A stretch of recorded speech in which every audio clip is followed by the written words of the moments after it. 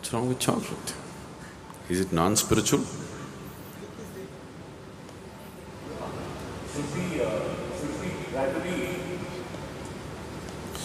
See, the only thing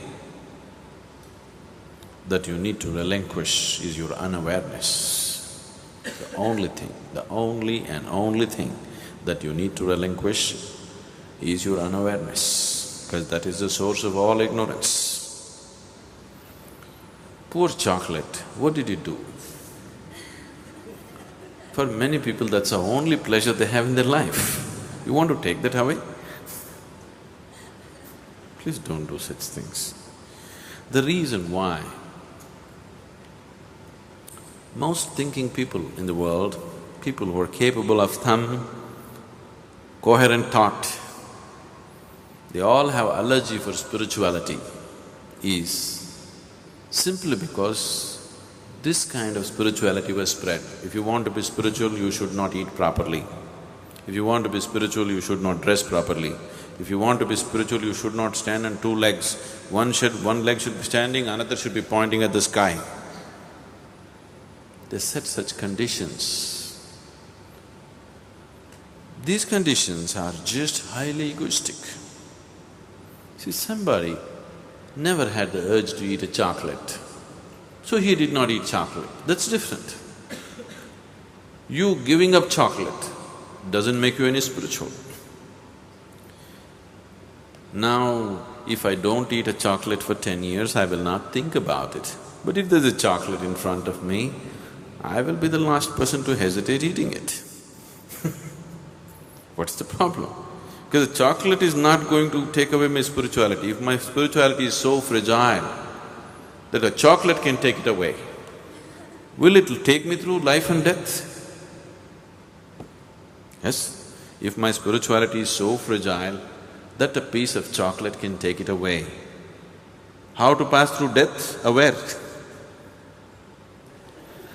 You can do whatever you want, but every action you do has a consequence.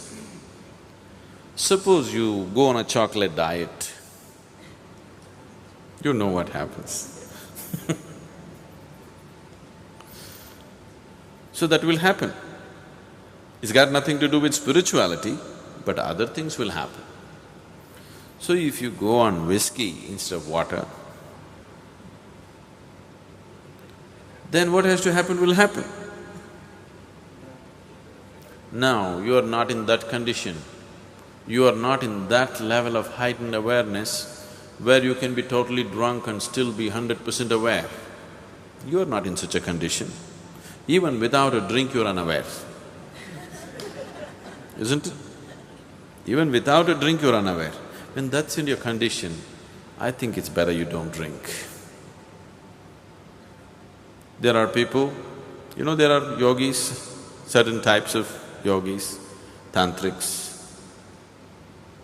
They drink, full bottles of rum and whiskey on a daily basis. Have you seen them? Simply. And you will never see him in any way intoxicated. He'll be perfectly alert. He becomes more and more alert as he drinks.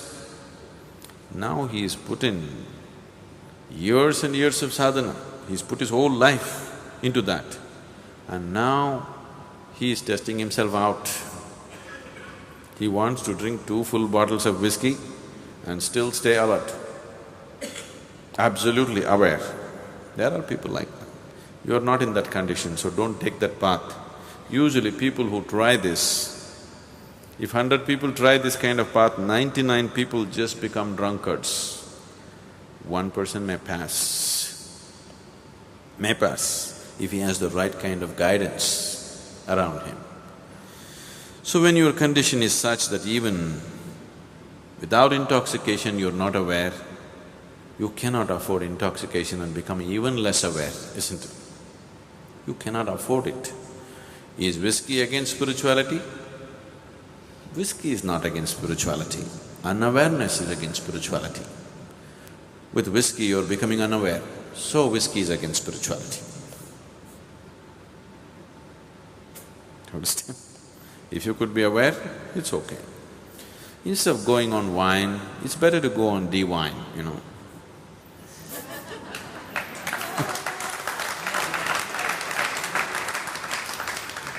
It gets you really drunk, so drunk, all the time drunk, but still you can be wide awake, no hangovers.